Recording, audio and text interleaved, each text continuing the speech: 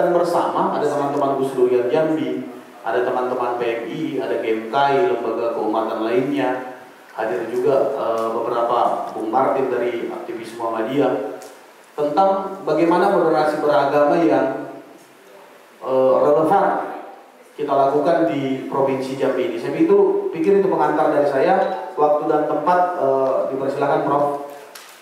Orang beragama itu pasti baik. Orang beragama itu pasti santun. Orang beragama itu pasti menginginkan harmoni. Tapi pertanyaannya, kok ketika kita beragama, kenapa kita makin konflik, gesekan, cemburu, marah, beringas? Itu kan yang perlu kita tanyakan. Padahal tujuan hakiki agama itu ya tata tertib, damai. Nah, dalam konteks Indonesia, apalagi ini menjelang hajatan 5 tahun, itu selalu gesekan dengan bungkus atau membungkuskan diri atau dibungkuskan dengan agama itu ini makin mengental. Berita hoax segala macam. Nah, kami AKPT ini tugasnya adalah menjaga harmoni bangsa ini. Kalau memang kita masih komit dengan Indonesia, ya bangsanya harus dijaga keharmonisannya. Di tengah kemajemukan, di tengah keberagaman, bagaimana kita membangun moderasi, bagaimana kita membangun toleransi. Ya pasti ada ujiannya. Kedewasaan kita masing-masing lah. Jadi kita sudah melakukan 2 survei itu di Jambi nih, Pak Ansari. Pertama, khusus untuk SMA, itu 2021. Bapak bayangkan, kalau Ibu bayangkan, itu 3 kota paling parah. Kota Jambi, Sungai Penuh Kerinci, dan itu Bungo. Data mengatakan 63-67% anak-anak SMA itu tidak setuju dengan Indonesia. Serius. Ketika memilih bahwa sistem Pancasila segala macam itu tidak update lagi untuk negara sekarang. Dan itu potensi yang membahayakan keutuhan bangsa.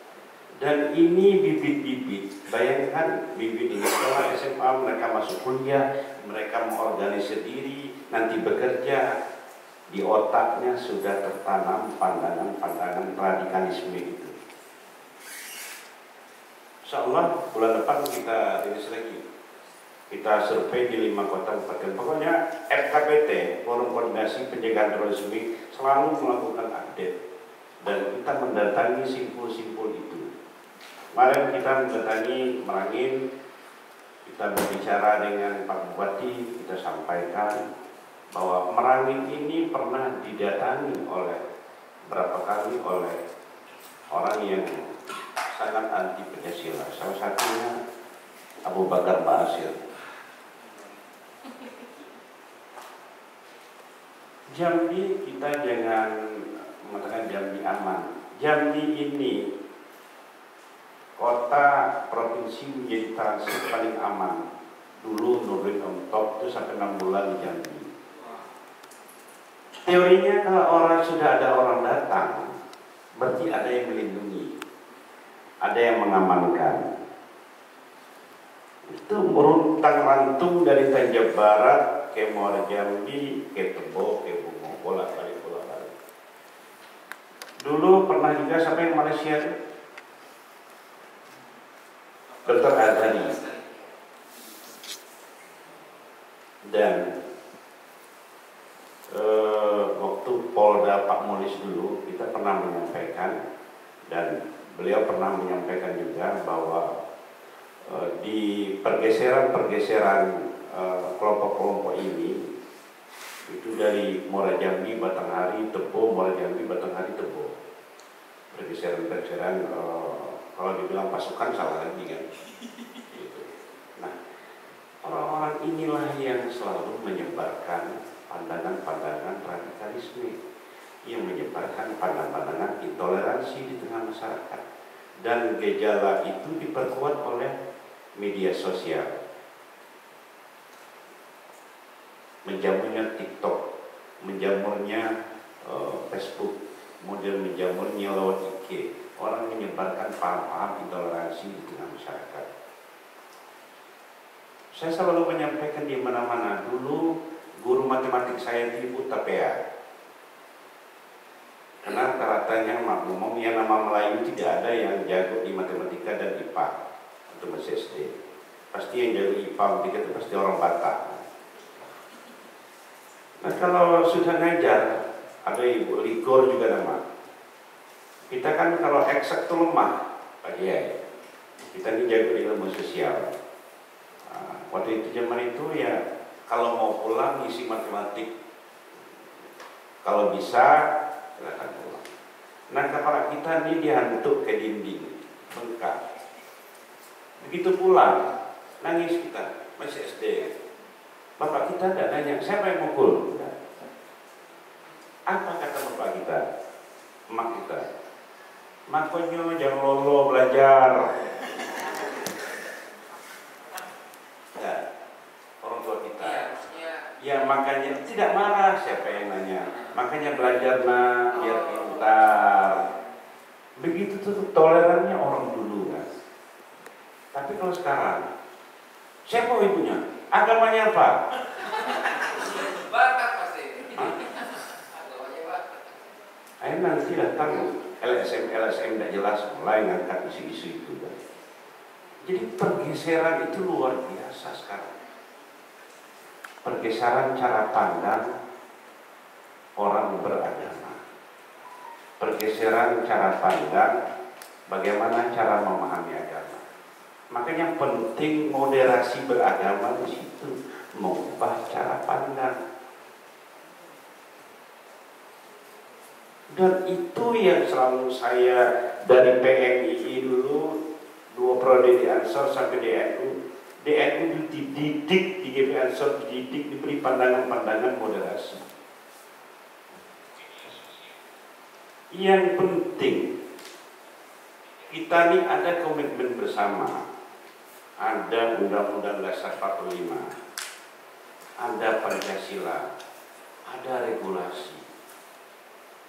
Ruang-ruang itu kita gunakan untuk membangun tata kelola, membangun hubungan sosial, membangun relasi sosial, termasuk dalam konteks membangun tempat-tempat ibadah.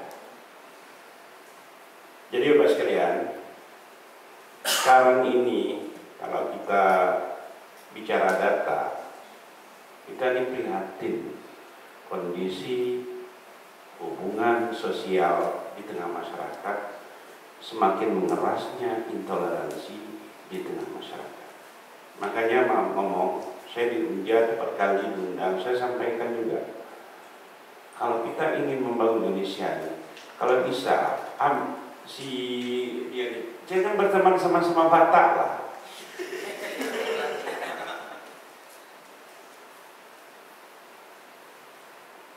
Sebentar satu Batak semua, sampai selesai sama-sama Batak. Bagaimana kita bicara Indonesia?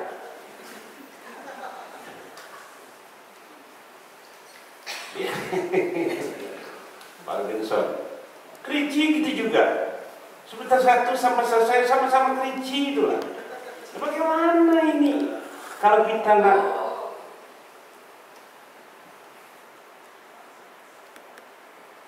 kita eksperimen dari situ. Saya bilang, kalau bisa bertemanlah dengan semua orang, bertemanlah dengan lintas etnik. Itu kan ada mata kuliah komunikasi antar budaya, komunikasi antar etnik. Itu sudah disiapkan orang supaya dengan kita melebur dengan pertemanan-pertemanan yang berbeda, insya Allah wawasan kebangsaan kita makin kokoh. Saya PMII, tapi saya berteman dengan AMI, DMKI, MT. Itu teman-teman anak saya dulu itu. Saya Ansor, tapi saya berteman dengan Hotman Sitanggang segala macam, saya berteman dengan Pak Rudi Mesor, berteman. Supaya rasa ini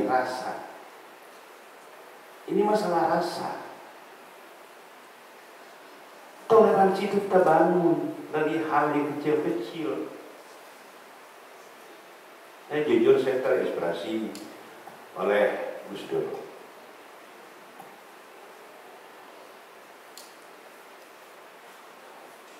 Kalau tidak kita mulai dari situ, jangan balik. Kalau tidak mulai dari situ, kapan lagi?